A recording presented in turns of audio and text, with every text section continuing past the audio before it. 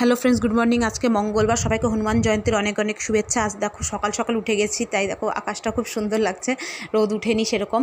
আর যেহেতু চিন্তা ছিল আমার যে একটু ঘরে পুজো করব, তার চিন্তার জন্য, আর মঙ্গলবার মঙ্গলচণ্ডী পুজোও থাকে, তাই উঠে পড়েছি। আর আগের দিনই সবজি কেটে রেখেছিলাম, তো এই দেখো সবজি এদিকে আমি ঘ্যাট বসিয়ে দিয়েছি, কারণ আমাকে রান্না তো করতে হবে আজকে। ওর বা আমার বর বলছে খাবার নিয়ে যাবে, আর এদিকে ছেলের স্কুল আছে তার জন্য। আর একটু আলু সিদ্ধ করে রেখেছি, আর বেগুন ভাজবো বরের জন্য, যেহেতু বর ঘ্যাট খেতে ভালোবাসে না, তাই। আর আলুর তরকারি করব, কালকে সব কেটে কুটে রেখেছিলাম বিকালে।